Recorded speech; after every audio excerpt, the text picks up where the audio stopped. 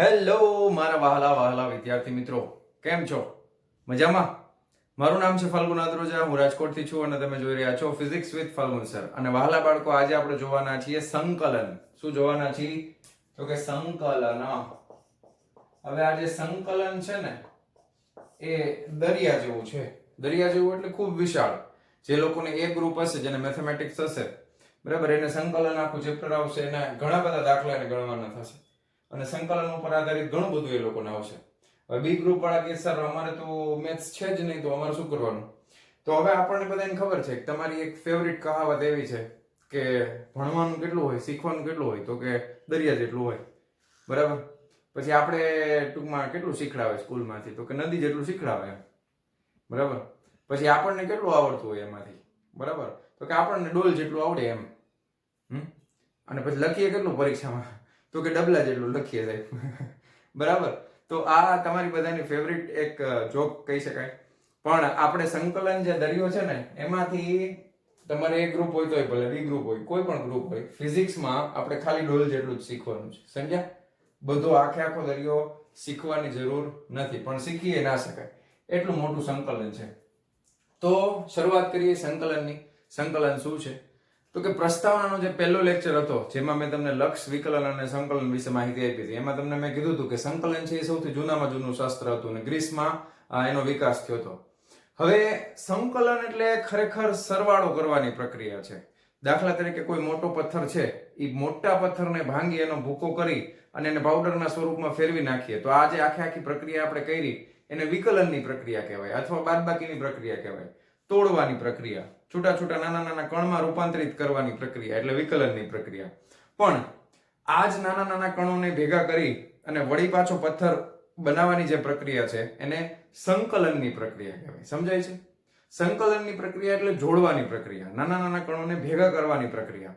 જેમ કે હું રાજકોટથી, જે ઉદાહરણ પાછું આપણે રિપીટ કરીએ કે હું રાજકોટથી મોરબી જાઉં છું, તો રાજકોટથી મોરબીમાં હું જે સ્થાનાંતર કરું છું, એ સ્થાનાંતરનો એકદમ નાનામાં નાનો ટુકડો હોય અંતરનો, તો એ સ્થાનાંતરના ટુકડાને આપણે કેના વડે દર્શાવીએ? હવે ખૂબ જ નાના ટુકડાની વાત કરીએ છીએ, એટલે ડેલ્ટા નહીં આવે, બરાબર છે. આ ડેલ્ટા ક્યારે આવે? તો કે જ્યારે સ્થાનાંતર થોડુંક મોટું હોય, બરાબર, ત્યારે આપણે આ ગ્રીક સંજ્ઞા ડેલ્ટાનો યુઝ કરીએ છીએ. પણ ખૂબ જ સૂક્ષ્મ સ્થાનાંતર હશે તો આપણે કઈ સંજ્ઞા યુઝ કરશું? તો ડી. ખૂબ જ નાનું હોય તો ડી. સ્થાનાંતર છે એટલે ધારો કે x, આ સ્થાનાંતર છે. હવે મેં કરેલું આ સૂક્ષ્મમાં સૂક્ષ્મ સ્થાનાંતર છે. હવે મારે આખા રસ્તાનું કુલ સ્થાનાંતર જોઈશે. આખા રસ્તાનું શું જોઈશે? આખા રસ્તાનું કુલ સ્થાનાંતર. તો હવે મારે આનું શું કરવું પડે? તો કે સંકલન કરવું પડે. તો સૌથી પહેલા સંકલનની સંજ્ઞા શું થાય? તો મેં તમને કીધું કે સંકલન એટલે ખરેખર સરવાળો છે. ઇંગ્લિશમાં એને સમ ઓફ કહેવાય. શું કહેવાય? તો કે સમ ઓફ. સમ ઓફ એટલે સરવાળો. એના પહેલા લેટર s ઉપરથી સંકલનની સંજ્ઞા કંઈક આવે છે. ક્લિયર? તો આનું મારે સંકલન કરવું છે તો મારે આ સંકલનની સંજ્ઞા મૂકવી પડે. હવે તમને ખબર છે કે નાનું નાનું સ્થાનાંતર છે એને ભેગું કરતો જાવ તો ફાઇનલી મારું કુલ સ્થાનાંતર મળી જશે ને, બરાબર. તો કુલ સ્થાનાંતર કેટલું થાય? તો કે x જેટલું થાય. પણ બીજી એક વસ્તુ તમે નોટિસ કરો કે મેં અહીંયા અત્યારે કોઈ લિમિટ નથી બાંધી કે મારું સ્થાનાંતર હું ક્યાંથી ક્યાં સુધી કરું છું, એવી જો કોઈ લિમિટ બાંધેલી ન હોય તો સંકલનના નિયમ પ્રમાણે પાછળ તમારે સરવાળામાં એક અચળાંક મૂકવાનો છે. એને નામ આપ્યું છે આપણે c. આ શું છે? તો કે એક અચળાંક છે. કેટલી કિંમત છે એના વિશે અત્યારે આપણે ચર્ચા નથી કરવાની, પણ ખાસ યાદ એ રાખવાનું, જ્યારે સંકલનમાં કોઈ લિમિટ મૂકેલી ન હોય, લિમિટ ઇન ધ સેન્સ, ફરી પાછું, મારા સ્થાનાંતરની લિમિટ શું થાય? હું રાજકોટથી નીકળું છું ને ક્યાં પહોંચું છું? તો કે મોરબી. તો મારે સ્થાનાંતરની લિમિટ એવી થાય કે જ્યાંથી હું શરૂ કરું છું એ મારે નીચે મૂકવું પડે, રાજકોટથી અંતર મૂકવું પડે, અને અહીંયા મારે મોરબી મૂકવું પડે, બરાબર. એટલે મોરબી ઇન ધ સેન્સ કે અંતરના સ્વરૂપમાં, એમ કે x બરાબર 0 થી x બરાબર આટલા, એમ. સમજાય છે? ખરેખર રાજકોટ ન મૂકાય એમ, પણ કે સર રાજકોટ મોરબી એમ એવું મૂકવાનું, એવું નહીં, બરાબર. રાજકોટ થી આપણે અંતર ગણીએ ને સ્થાનાંતર, એટલે x બરાબર 0 થી x બરાબર કંઈક જ્યાં સુધી આપણે મૂકવું હોય ત્યાં સુધી, એમ, બરાબર. તો આ વસ્તુ આપણે સંકલનમાં શીખવાની છે અને આજે આના આપણે ઘણા બધા સમીકરણ જોવાના છીએ. સંકલનના ઘણા બધા સમીકરણો આપણે આજે શીખવાના છીએ. તો આશા રાખું છું કે લગભગ બેઝિક વસ્તુઓ તમને વળી પાછી રિવાઇઝ થઈ ગઈ હશે. સંકલન શું છે, સરવાળો કરવાની પ્રક્રિયા. ઓકે. હવે બીજો પ્રશ્ન એ થાય કે આપણે વિકલનનો લેક્ચર ઓલરેડી જોયેલો છે, તો વિકલનની શરૂઆત જ્યારે સૂત્ર માટે મેં કરી હતી ત્યારે મેં તમને એને ગ્રાફ દ્વારા સમજાવવાનો પ્રયત્ન કર્યો હતો કે કોઈ પણ ગ્રાફ હોય, આલેખ હોય, તો એ આલેખનો જે ઢાળ છે, એ ઢાળ છે એ આપણને શું દર્શાવે છે? તો કે એ ઢાળ છે એ આપણને વિકલન દર્શાવે છે. અને ઢાળને આપણે tan થીટા તરીકે ઓળખીએ છીએ. Delta y by delta x, એટલે y અક્ષનો ફેરફાર ના છેદમાં x અક્ષનો ફેરફાર, એને આપણે ઢાળ કીધો હતો. તો ફરીથી આપણે એને થોડુંક રિવાઇઝ કરીએ. સંકલનમાં પણ આલેખની જરૂર પડશે, તો એ આલેખ શું દર્શાવે છે એની આપણે ચર્ચા કરશું. ધારો કે આ x અક્ષ છે, આ y અક્ષ છે. તો વિકલનમાં આપણે એવું ભણ્યા કે કોઈ વસ્તુનો આલેખ જે છે, બરાબર, કોઈ ગતિનો કે કોઈ પણ વસ્તુનો આલેખ જે છે આ રીતે મળતો હોય, તો અહીંયા જે ખૂણો બને છે એને આપણે થીટા કહી દીધું છે. ઓકે, અને આલેખનો જે આ ઢાળ છે, એ ઢાળ શું બતાવે છે? તો કે ઢાળ છે એ વિકલનનું જ એક સ્વરૂપ છે. કોનું સ્વરૂપ છે? તો કે વિકલનનું સ્વરૂપ છે. અને આલેખમાં ઢાળ છે એટલે delta y by delta x, y અક્ષનો તફાવત ના છેદમાં x અક્ષનો તફાવત આપણે મૂકી દેશું. ઓકે, યાદ આવી ગયું? તો એ જ રીતે સંકલનની વાત આવે, સંકલનની, ત્યારે આપણે જે કંઈ પણ રેખા આપણને મળતી હોય, એ રેખા ની નીચેનું જે કંઈ પણ આ ક્ષેત્રફળ મને મળે છે, શું મળે છે? આ ક્ષેત્રફળ. તો આ ક્ષેત્રફળ છે ઈ સંકલનને રજૂ કરે છે. કોને રજૂ કરે છે? સંકલનને. સમજાય છે? કોઈ પણ આલેખમાં, જે કંઈ પણ ગ્રાફમાં, આલેખમાં આપણને મળતું હોય રેખા, એની નીચેનો જે કંઈ પણ ક્ષેત્રફળ છે, એ ક્ષેત્રફળ સંકલનને રજૂ કરે છે.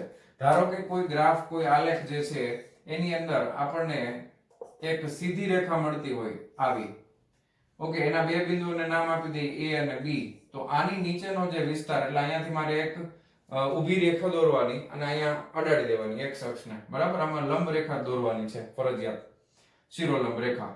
અને આ અંદરનું જે કંઈ પણ ક્ષેત્રફળ મળશે, ઈ ક્ષેત્રફળ મને શું બતાવશે? તો કે ઈ સંકલન બતાવે છે. શું બતાવે છે?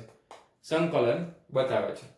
ઓકે, તમને કદાચ યાદ હોય કે 9મા ધોરણની અંદર તમે ગતિના સમીકરણો અને એનો ગ્રાફ ઓલરેડી જોયેલો છે 9મા ધોરણમાં.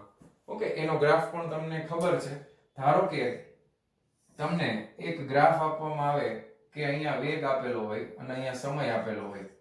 આ વેગ વિરુદ્ધ સમયનો આલેખ છે અને કોઈ સમયની સાથે કોઈ પદાર્થનો જે વેગ બદલાય છે એ કંઈક ધારો કે આ રીતે બદલાતો હોય, તો તમને ખબર છે કે નીચેનો જે વિસ્તાર છે, આ વિસ્તાર, એટલે આ જે ક્ષેત્રફળ આવશે આખે આખું, આ ક્ષેત્રફળ શું દર્શાવે? તો કે આ ક્ષેત્રફળ છે એ સ્થાનાંતર દર્શાવતું હતું. બરાબર છે? તો એ સંકલનની રીત છે. સ્થાનાંતર કઈ રીતે મળ્યું? તો કે સંકલન, આનું ક્ષેત્રફળ ગોતી લીધું, તો વેગ ગુણ્યા સમય કરો તો આપણને શું મળે? સ્થાનાંતર. આવી ઘણી બધી વસ્તુ આપણે ઓલરેડી જોયેલી છે. તો એ આલેખમાં સંકલનને દર્શાવવાની એક રીત છે. ઓકે, પણ આવી રીતનો કોઈ ગ્રાફ હોય ને તો એમાં ક્ષેત્રફળ મેળવવું ખૂબ જ સરળ છે. કારણ કે સીધે સીધું સૂત્ર આપણને ત્રિકોણ, દાખલા તરીકે આ કાટકોણ ત્રિકોણ બને છે, તો કાટકોણ ત્રિકોણનું ક્ષેત્રફળ આપણને ખબર હોય 1/2 પાયા ગુણ્યા વેગ મળી જાય, 1/2 b into h, બરાબર. એટલે એનું ક્ષેત્રફળ મળી જશે. ચોરસ લંબચોરસનું હોય તો એ આપણને ખબર છે, l into b, લંબાઈ ગુણ્યા પહોળાઈ કરી નાખીએ તો પણ આપણને ક્ષેત્રફળ મળી જાય. પણ ધારો કે કોઈ આલેખ જે છે એની અંદર આપણને સીધી રેખા ન આપી હોય તો કઈ રીતે સંકલન કરવું, એના વિશે આપણે ચર્ચા કરશું ને. ધારો કે કોઈ આલેખમાં આપણને સીધી રેખા ન આપી હોય અને ધારો કે આલેખ જે છે એ કંઈક આ રીતે, આમ જોવા જઈએ તો કંઈક આ રીતનો કંઈક આલેખ છે, આવો ઢાળવાળો. તો આ આલેખમાં સંકલન મેળવવું હોય તો મારે શું કરવું પડે? તો કે મારે છે ને અહીંયાથી અહીંયા સુધી એક સીધી રેખા દોરવી પડે, આમ, બરાબર. હવે આમાં દાખલા તરીકે ધારો કે આ x અક્ષ છે, આ y અક્ષ છે. ઓકે, આ x અક્ષ ને આ y અક્ષ. તો ધારો કે અહીંયાથી કોઈ એક અંતર ઉપર એક નાની એવી પટ્ટી હું કાપી લઉં છું, બરાબર, એકદમ નાની પટ્ટી. કારણ કે આવા આકારનું ક્ષેત્રફળ આપણને ખબર નથી કેવી રીતે મપાય, એટલે આપણે એક અહીંયા નાની એવી પટ્ટી લઈ લઈએ છીએ, બરાબર. હવે પટ્ટી છે એટલે આ પટ્ટીમાં ધારો કે આ એની જે જાડાઈ છે, બરાબર, એને dx કહી દઈએ અને પટ્ટીની ઊંચાઈ જે છે એને આપણે y1 કહી દઈએ અત્યારે. તો આ એક પટ્ટીનું ક્ષેત્રફળ મને મળી જાય, લંબાઈ ગુણ્યા પહોળાઈ કરવું એટલે. તો લંબાઈ ગુણ્યા પહોળાઈ કરવું એટલે આનું ક્ષેત્રફળ કેટલું મળી જાય? તો કે y1 ગુણ્યા dx. ઓકે, હવે આવી એક બીજી પટ્ટી લઈ લઉં અહીંયા, બરાબર. એ પટ્ટી માટે આપણે આ જાડાઈ તો એટલી ને એટલી રાખીએ dx, પણ આ જે ઊંચાઈ છે એ આપણે y2 કહી દઈએ અને અહીંયાથી આટલી. આવી રીતે ત્રીજી પટ્ટી કાપું, ઘણી બધી પટ્ટી કાપી લીધી, y1 y2, પછી ધારો કે અહીંયા હજી એક ત્રીજી પટ્ટી કાપી લીધી, બરાબર. આ ત્રીજી પટ્ટી છે એમાં ઊંચાઈ કેટલી છે તો કે એ y3 છે, જાડાઈ કેટલી રાખી તો કે dx જેટલી રાખી. તો હવે મારે ક્ષેત્રફળ જોતું હોય ટોટલ, તો એક એક પટ્ટીનું ક્ષેત્રફળ છે એમાં મારે શું કરવો પડે, સરવાળો કરવો પડે ને. તો હું અહીંયા લખી નાખું કે ધારો કે કુલ ક્ષેત્રફળ, તો કુલ ક્ષેત્રફળ કેટલું થાય તો કે y1 into dx વત્તા y2 into dx વત્તા y3 into dx વત્તા yn into dx થાય એવું. હવે સરવાળા માટે તમને એક સિમ્બોલ ખબર છે, સિગ્મા. સરવાળા માટે સિમ્બોલ શું છે તો કે સિગ્મા. અહીંયા y અને i અને આ dx. i ની કિંમત ક્યાંથી ક્યાં સુધી તો કે i બરાબર 1 થી લઈ અને n સુધી. તમારે જ્યાંથી જ્યાં સુધી સંકલન કરવું છે ત્યાં, ટૂંકમાં જ્યાંથી જ્યાં સુધીનો સરવાળો કરવો છે ત્યાં સુધીની કિંમત આવશે. હવે આ સરવાળાની નિશાની છે જેને સિગ્મા કહેવામાં આવે છે. શું કહેવામાં આવે છે? સિગ્મા. અને જો અહીંયા dx તો એમનામ છે બધામાં, એટલે dx એમનામ રહેશે. y1 y2 y3 એ કિંમત બદલાતી જાય છે ને, તો કે ક્યાંથી ક્યાં સુધી બદલાય છે તો કે 1 થી લઈ અને n સુધી, વચમાં ઘણું બધું આવી જશે. તો i બરાબર 1 થી n અને yi dx. તો આનો જે જવાબ મળશે એ આપણને શું મળી જશે? કુલ ક્ષેત્રફળ મળી જશે. મળી જાય કે નહીં? આમ આ રીતે. પણ આમાં એક પ્રોબ્લેમ થાય. શું પ્રોબ્લેમ થાય? તો આમાં પ્રોબ્લેમ એ થાય વાલા વિદ્યાર્થી મિત્રો કે અહીંયા તમે જોઈ શકો છો આ જે પોર્શન છે ને, અહીંયા આગળ આ ઢાળ વાળો છે, તો આટલો ભાગ જે છે ને, આટલો તમને દેખાય છે નાનો એવો, હવે આટલો ભાગ કપાઈ જશે. કારણ કે જ્યારે હું y1 લંબાઈ લઈશ તો આટલા ભાગને હું ગણતરીમાં લેવાનો નથી. એવી રીતે બધી જગ્યાએથી ધારો કે આટલો પોર્શન કપાઈ જાય એટલે આપણને જે જવાબ મળે છે એ પૂરેપૂરો વ્યવસ્થિત ચોખ્ખો મળે નહીં. એટલા માટે થઈને આપણે સંકલન કરવું પડે. શું કરવું પડે? સંકલન. તો આનું સંકલન કઈ રીતે થાય? તો સંકલન આ y dx શું થઈ જશે? આનું સંકલન થઈ જશે સંકલન y dx. ક્યાંથી ક્યાં સુધી? તો કે મારો આલેખ શરૂ ક્યાંથી થાય છે? તો કે મારો આલેખ અહીંયાથી શરૂ થાય છે. તો આ જગ્યા ઉપર જે x ની કિંમત હોય, ધારો કે આ જગ્યા ઉપર x ની કિંમત છે x1, અહીંયા 0 છે, અને આલેખ પૂરો ક્યાં થાય છે? તો કે અહીંયા પૂરો થાય છે. તો આ જગ્યા ઉપર x ની કિંમત છે ધારો કે x2. તો મારે સંકલનમાં શું મૂકવું પડે? લિમિટ મૂકવી પડે. ક્યાંથી ક્યાં સુધી? તો કે x1 થી શરૂ કરી અને હું ક્યાં સુધી ઉમેરતો જઈશ? તો કે x2 સુધી ઉમેરીશ. કોને ઉમેરીશ? તો કે y dx ને. ઓકે, ક્લિયર છે? તો આ જે પ્રોસેસ આપણે કરી, આ જે પ્રોસેસ જે આપણે કરી, આને કહેવામાં આવે છે સંકલન. આને શું કહેવામાં આવે છે? સંકલન. સમજાય છે તમને? તો અમે તમને સંકલનનો મીનિંગ સમજાવ્યો કે શું કામ સંકલન કરવું પડે, આલેખની મદદથી સંકલન કઈ રીતે કરાય. હવે બીજી હજી એક વસ્તુ, ધારો કે તમને વિકલન ખબર છે, તો ધારો કે તમને કોઈ સ્થાનાંતર આપ્યું હોય s બરાબર t², આ રીતે સ્થાનાંતર આપ્યું છે. સ્થાનાંતર કેટલું આપ્યું છે? s બરાબર t².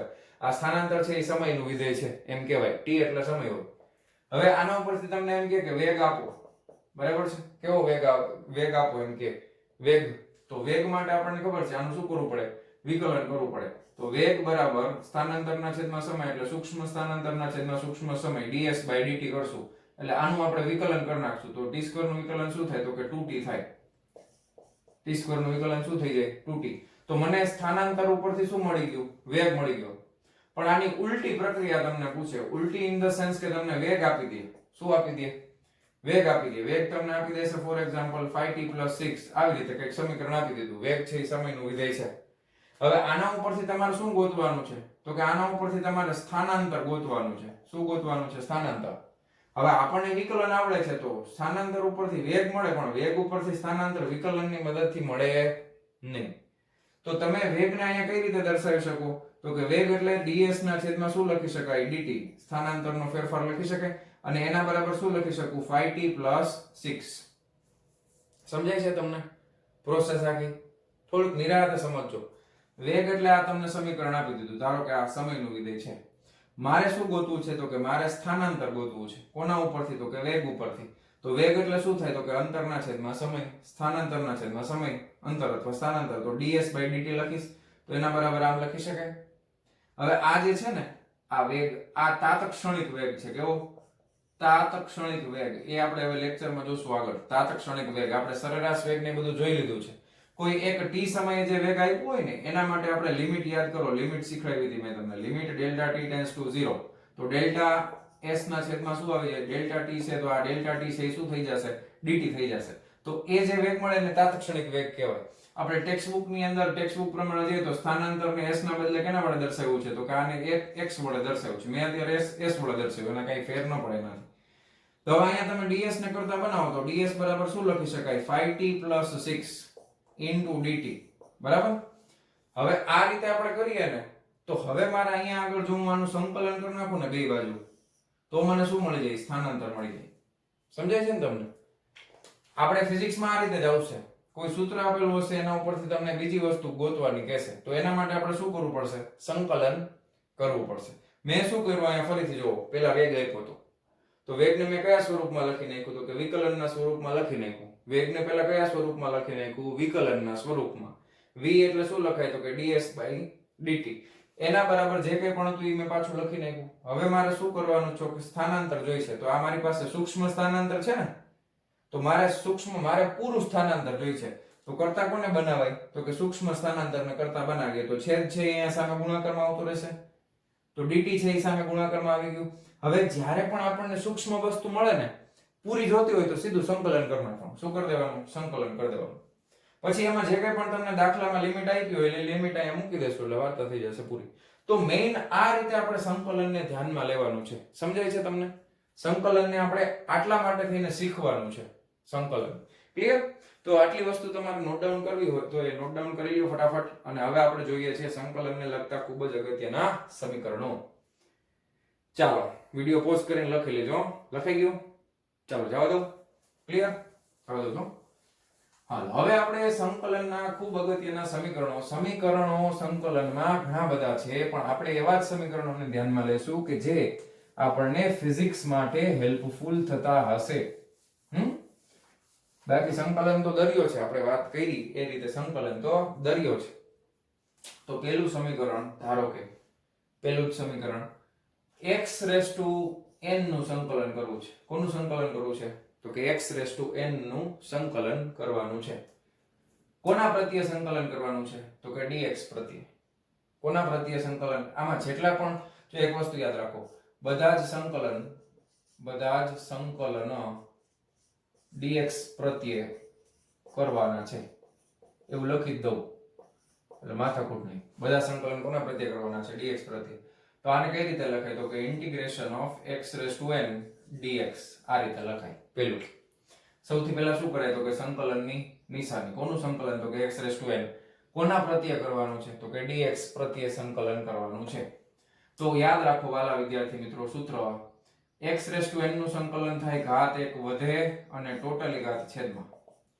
ઘાત 1 વધે અને ટોટલી ઘાત છેદમાં. પૂરેપૂરી બધી જ ઘાત ક્યાં આવી જશે? છેદમાં. ઓકે? હવે દાખલા તરીકે તમને આપ્યું હોય x⁵ આનું સંકલન કરો તો આનો જવાબ શું આવે? સીધો તો કે ઘાત 1 વધે 5 + 1 ટોટલી ઘાત છેદમાં 5 + 1 છેદમાં, એટલે જવાબ શું આવ્યો? તો કે x ની 6 ઘાત ના છેદમાં 6. પછી તમને એમ કે ધારો કે આ રીતે આખે આખું, પછી ધારો કે તમને એમ કે x ની 1/2 ઘાત dx આનું સંકલન કરવાનું છે. તો અહીંયા ઘાત 1/2 છે તો કઈ વાંધો નહીં, ઘાત 1 વધે 1/2 + 1 ટોટલી ઘાત છેદમાં 1/2 + 1 એટલે કેટલું થઈ જશે? x ની કેટલી? 2 * 1 ને 3/2 ઘાત થાય અને છેદમાં શું આવી જાય? તો કે 3/2 આવી જાય, છેદનું છેદ અંશમાં જાય એટલે 2x 3/2 ઘાત ના છેદમાં 3. રેડી? ઘાત કોઈ પણ હોઈ શકે, પણ એક લિમિટેશન છે, એ પણ આપણે જોઈએ. એ પણ હું તમને હમણાં સમજાવું.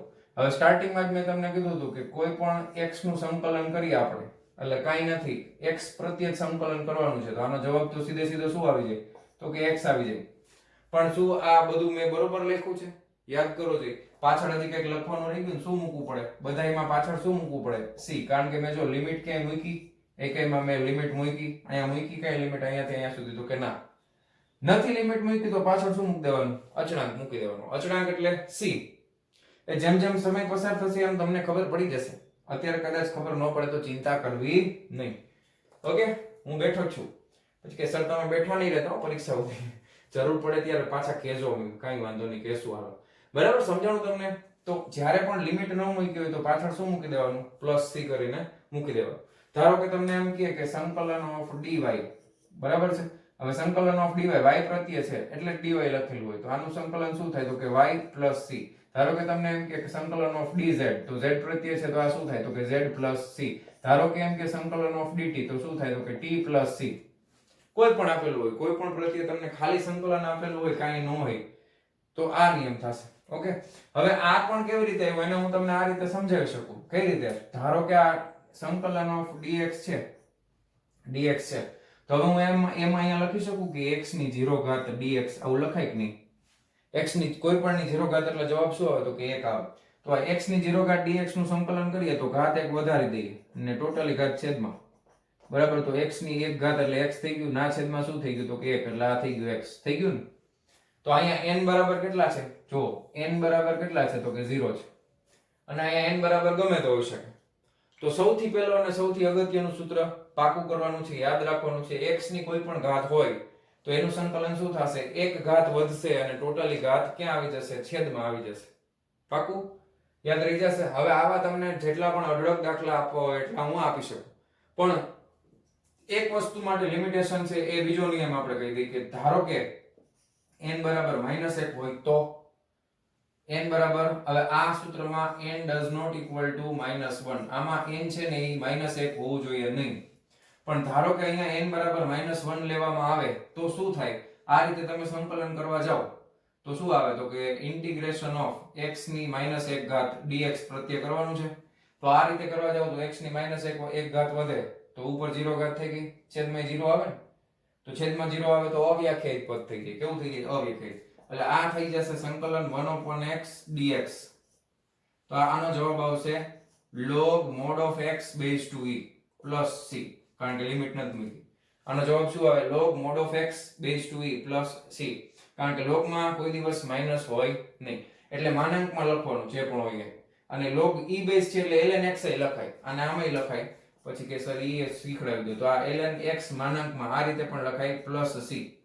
ઓકે, તો ખાસ યાદ રાખવાનું, જ્યારે n બરાબર -1 હોય ત્યારે એનો જવાબ શું આવશે? તો કે ln x અથવા log x plus c. શું આવી જશે? log x plus c.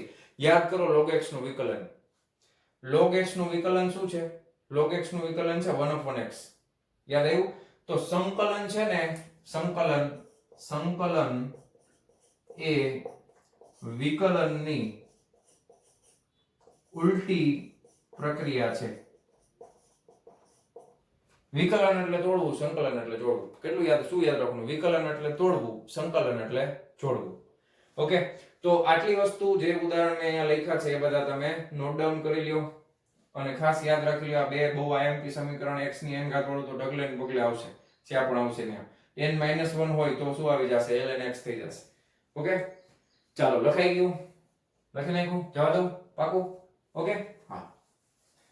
તો બે આપણે યાદ રાખ્યા સમીકરણ, બહુ અગત્યના, ખૂબ જ અગત્યના બે સમીકરણ આપણે શીખી લીધા છે. સંકલનના હવે ડબલું ધીરે ધીરે ભરાય છે, બરાબર ને? આપણે કેટલું શીખવાનું છે? તો કે ડબલા જેટલું છે. અરે ડોલ જેટલું શીખવાનું છે, ડબલા જેટલું નહીં. કેટલું? ડોલ જેટલું. ચાલો હવે ત્રીજું લખીએ. આ તમને ખબર જ છે, e⁻x નું કરવાનું છે સંકલન, એટલે ઇન્ટિગ્રેશન ઓફ e⁻x dx, બરાબર? x પ્રત્યે સંકલન કરવાનું છે. તો e⁻x નું સંકલન એ e⁻x થાય, આ એક જ એવું છે. અને e⁻x નું વિકલન એ e⁻x થાય. યાદ કરો, e⁻x નું વિકલન શું હતું? તો કે e⁻x જ હતું. તો e⁻x નું સંકલન એ શું થાય? તો કે e⁻x જ થાય. શું થાય? e⁻x નું સંકલન અને e⁻x નું વિકલન બે એકનું એક જ થશે, કોઈ ફેર પડશે નહીં. ક્લિયર છે આટલું? પાકું. હવે સંકલનના બીજા ઘણા બધા સમીકરણ છે ટ્રિગોનોમેટ્રીના, ત્રિકોણમિતિના. તો ત્રિકોણમિતિના સમીકરણ યાદ રાખવા સાવ સહેલા છે. કેમ સહેલા છે? તો કે તમને વિકલન આવડે એટલે એનું ઊંધું સંકલન થાય. કેવી રીતે? ધારો કે આપણે હવે ત્રિકોણમિતિના સૂત્ર શરૂ કરીએ. ધારો કે સંકલન કરવાનું છે, બરાબર છે? તો કે sin x dx, sin x નું dx પ્રત્યે સંકલન કરવાનું છે. ઓકે, તો sin x નું dx પ્રત્યે સંકલન કરવાનું હોય તો એનો જવાબ આવે -cos x + c. શું જવાબ આવે? તો કે -cos x + c. તો આ તમારે સીધું ઊંધું યાદ રાખો. વિકલન આવડતું હોય તો સંકલન યાદ રહી જાય. તમને યાદ છે મેં તમને વિકલનમાં કીધું હતું કે કોકા-કોલા જ્યાં પણ આવશે, કોકા-કોલા જ્યાં પણ આવશે એનું ત્યાં તમે x પ્રત્યે જો વિકલન કરો તો એનો જવાબ છે એ માઈનસ આવે, sin x, બરાબર? તો હવે મારે અહીંયા સંકલન કરવાનું છે. કોનું કરવાનું છે? sin x નું સંકલન કરવાનું છે ને.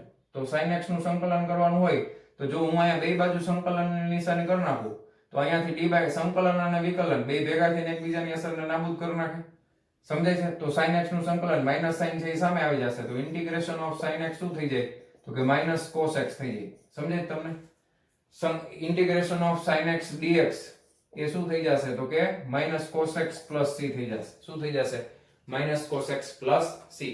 સમજાણું? સંકલનની એકદમ ઉલટી, વિકલનની એકદમ ઉલટી પ્રક્રિયા. ત્રિકોણમિતિના બધા જ સમીકરણ sin θ cos θ બધા માટે લાગુ પડતા. યાદ છે? પાકું? હવે મેઇનલી આપણે ત્રિકોણમિતિમાં ખાસ તો બે જ સમીકરણની જરૂર પડશે, જે બે હું અહીંયા લખી રહ્યો છું. sin x નું cos x થઈ ગયું અને cos x dx તમને આપ્યું હોય તો એનું સંકલન થઈ જશે sin x plus c. Okay?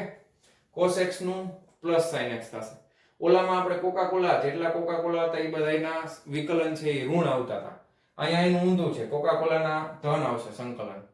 બરાબર? એના સિવાયના જે છે sin x નું ઋણ આવશે. ઓકે, હજી એક યાદ કરીએ આપણે. ધારો કે d/dx આપ્યું હોય ને અહીંયા તમને આપી દીધું હોય cosec x.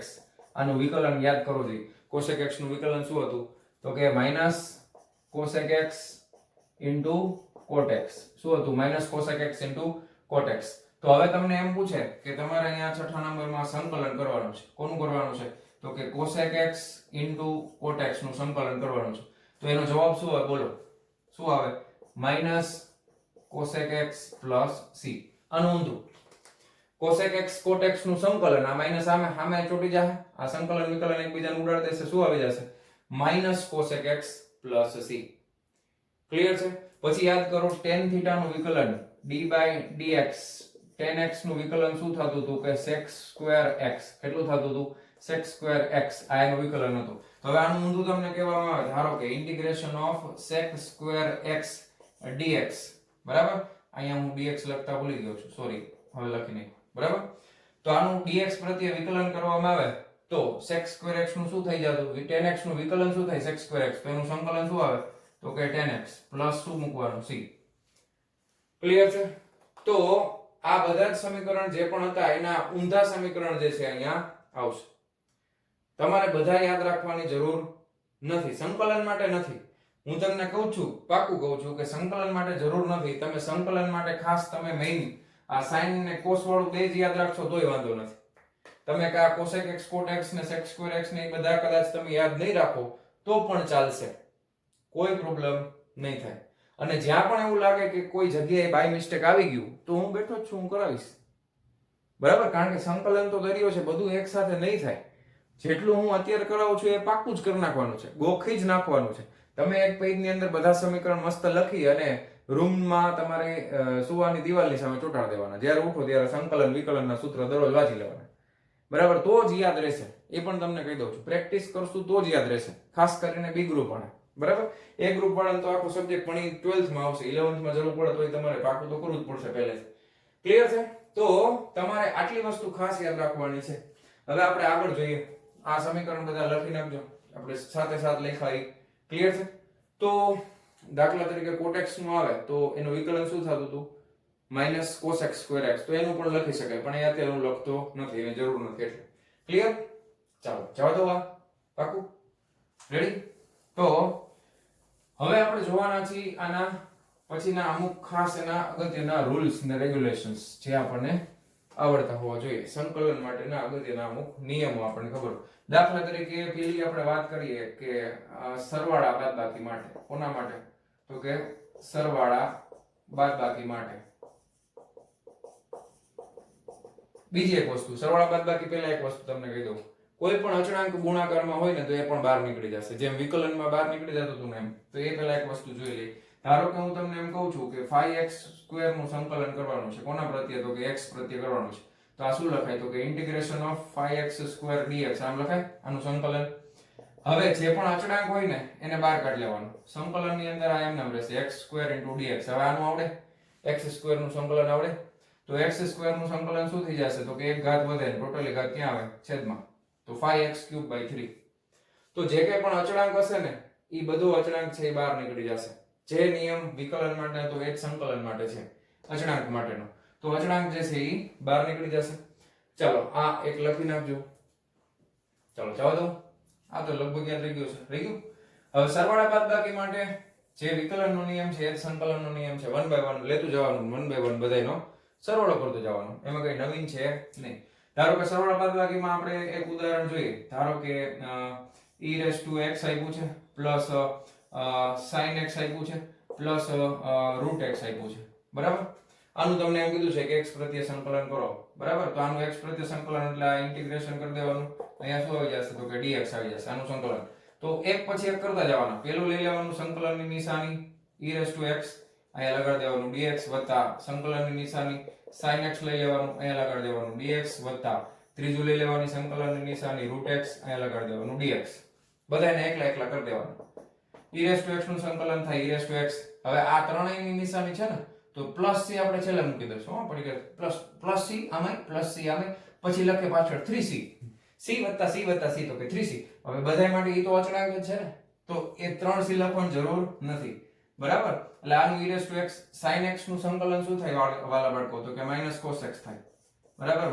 -cos x plus આ √x છે. √x હોય એટલે x ની કેટલી ઘાત થઈ જાય તો કે 1/2 ઘાત થઈ જાય. ઘાત એક વધે એટલે કેટલી ઘાત થઈ જશે 1/2 વત્તા 1 એટલે 3/2 ઘાત ટોટલી ઘાત છેદમાં આવે એટલે 3 અહીંયા બગડો અહીંયા છેદનો છેદ અંશમાં.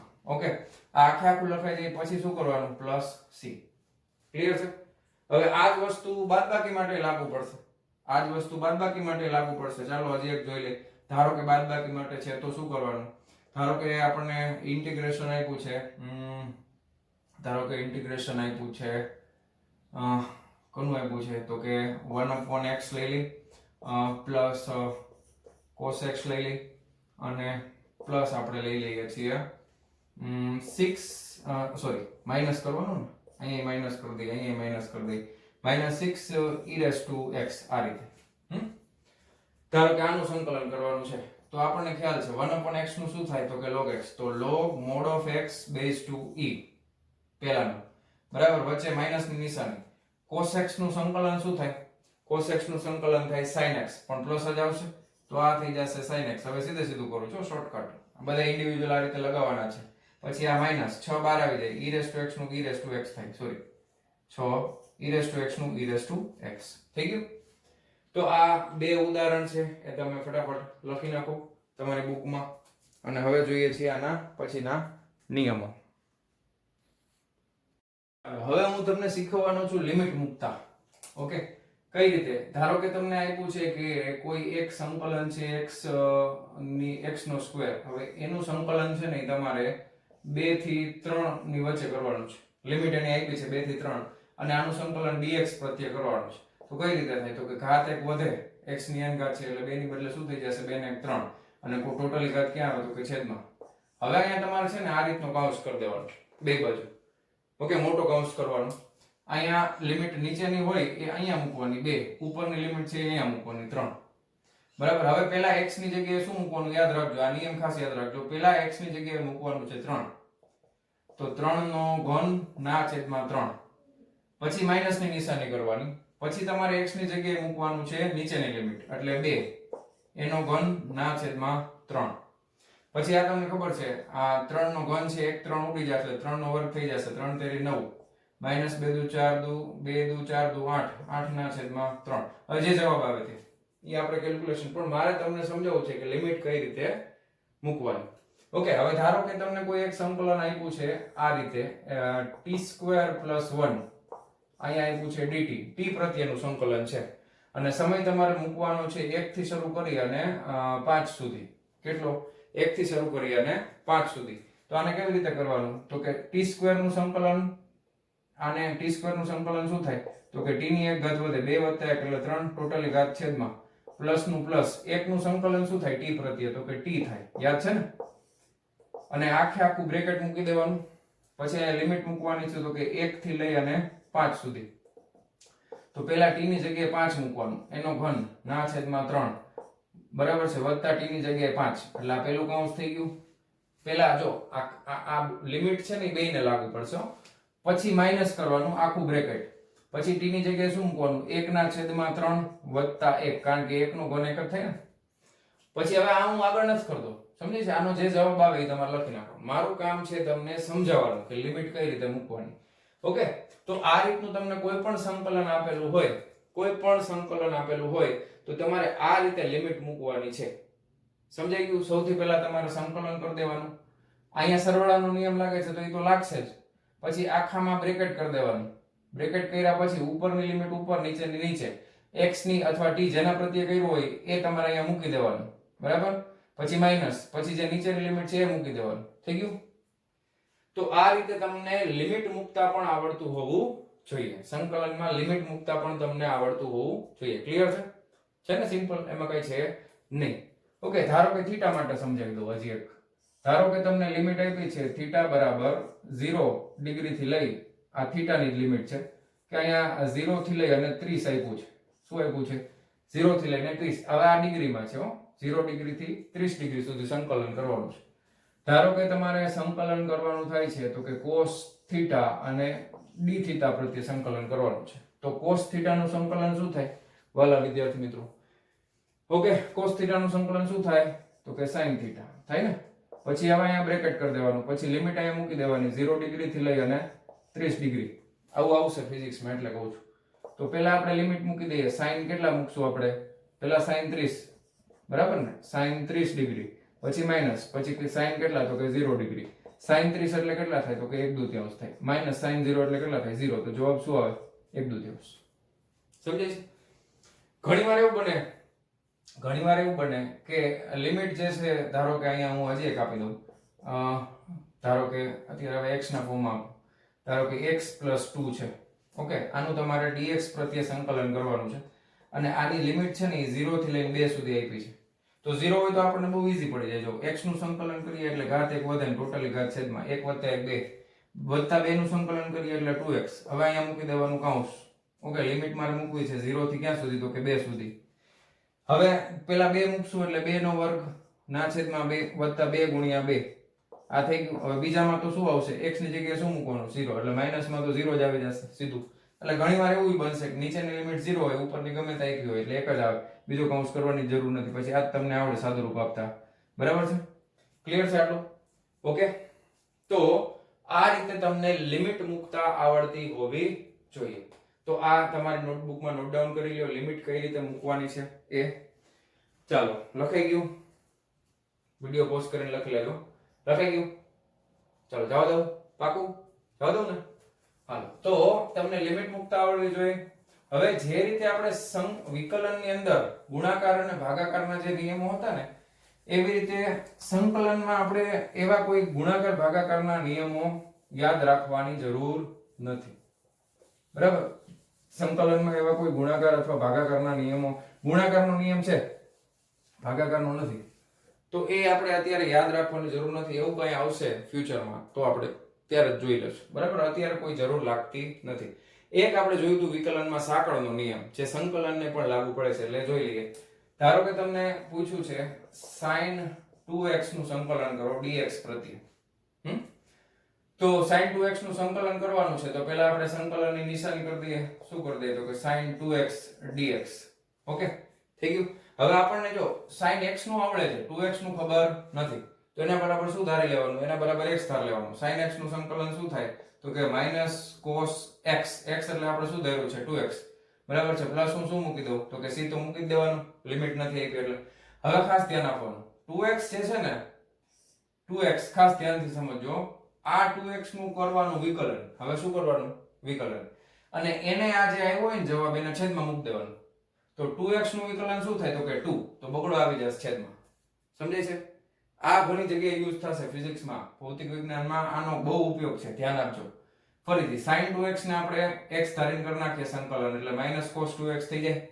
2x નું કરવાનું વિકલન. 2x નું શું કરવાનું તો કે વિકલન. 2x નું વિકલન શું થાય? 2 ઈ ક્યાં મૂકી દેવાનું તો કે cos જવાબ આવ્યો એને છેદમાં. સમજાણું? પછી આ સીધો અચળાંક છે એમ રહેશે. ધારો કે હજી એક ઉદાહરણ લઈ લઈએ, e4x. આનું તમારે dx પ્રત્યે સંકલન કરવાનું છે. તો આને આપણે કઈ રીતે લખાય? Integration of e4x dx. બરાબર? હવે આપણને ખબર છે કે e4x નું શું થાય સંકલન તો કે e4x જ થાય. તો e4x નું શું થઈ જાય છે? e4x. પણ 4x નું વિકલન કરવાનું. આનું શું કરવાનું તો કે વિકલન. 4x નું વિકલન શું થાય તો કે 4. x નું 1 થઈ જાય. તો 4 જે છે એ ક્યાં આવી જશે તો કે છેદમાં. 4 છે એ ક્યાં આવી જશે તો કે છેદમાં. અને લિમિટ નથી એટલે પ્લસ શું કરી દેવાનું? c. ક્લિયર છે? સમજાય છે તમને? પાકું? ધારો કે હજી એક લઈ લઈએ. હવે cos લઈ લઈએ આપણે. ધારો કે cos x² + 2x + 3 આવું આપ્યું છે. ઓકે, cos x² + 2x + 3 આવું આપ્યું છે. આનું તમારે કરવાનું છે સંકલન dx પ્રત્યે, એટલે ઇન્ટિગ્રેશન અહીંયા dx ડાયરેક્ટ લખી જ નાખું છું. હવે આનું સંકલન કરવું હોય cos x નું સંકલન, તો cos x માટે તમને ખબર છે સંકલન શું આવે, તો કે sin x આવે. આ બધાને હું શું ધારી લઉં છું, તો કે x ધારી લઉં છું, એટલે આ એમનેમ થઈ જશે x² + 2x + 3. પણ અહીંયા અંદર જે x ધાર્યું છે એનું હવે શું કરવાનું, તો કે વિકલન કરવાનું. તો કે x² નું વિકલન શું થાય, તો કે ઘાત 1 આગળ આવે અને એક ઘાત ઓછી થાય, એટલે x 2 - 1 એટલે 1 થઈ ગઈ, એટલે 2x થઈ ગયું. પ્લસ 2x નું વિકલન, બે અચળ છે બહાર આવી જાય, x નું x પ્રત્યે વિકલન 1 થાય, પ્લસ 3 નું x પ્રત્યે વિકલન શું થાય, 0, કારણ કે અચળ છે. સમજાઈ? તો આ એનો જવાબ છે. તો આ ખાસ સાંકળનો નિયમ કહેવાય, ચેઇન રૂલ. તો એ તમારે વિકલન માટે અને સંકલન બે માટે તમારે યાદ રાખવાનો છે. તો આ રીતે આપણે સંકલનના બધા જ સમીકરણો અને બે જે કંઈ પણ નિયમ હતા એ બધા અગત્યના નિયમો જે કંઈ પણ છે એ બધા જ મેં આજના લેક્ચરમાં ચર્ચા કરેલી છે. ઓકે, તો આને ધ્યાનમાં રાખી અહીંયા હજી પ્લસ શું કરી દેવાનું, c, લિમિટ નથી ને, એ ભૂલવાનું નહીં. તો આ બધી જ વસ્તુઓ, અગત્યના સૂત્ર, અગત્યના સમીકરણ, સંકલનનું બેઝિક ઇન્ફોર્મેશન્સ એ બધી જ મેં તમને આજના લેક્ચરમાં આપેલી છે. તો સંકલનનો લેક્ચર એક જ છે આજનો લેક્ચર, અને ખાસ જે સૂત્ર આપણે પાકા કરવાના છે એ પણ મેં તમને કહી દીધા છે. તમારે શું કરવાનું, પેજમાં લખી તમે જ્યાં સૂતા હોય, રૂમમાં હોય, દિવાલમાં ચોંટાડી દેવાના. દરરોજ ઉઠો એટલે એકવાર વાંચી લેવાના, બરાબર? એવું 10 દિવસ કરશો એટલે પછી તમારે જરૂર નહીં પડે, યાદ રહી જશે. ઓકે, તો વાલા વિદ્યાર્થી મિત્રો, આજનો આ લેક્ચર આપણે અહીંયા પૂરો કરીએ છીએ. મળીએ છીએ નેક્સ્ટ વિડિયો લેક્ચરમાં આના પછીના ટોપિકની સાથે. ત્યાં સુધી આવજો, બાય બાય. ઓકે, ચાલો.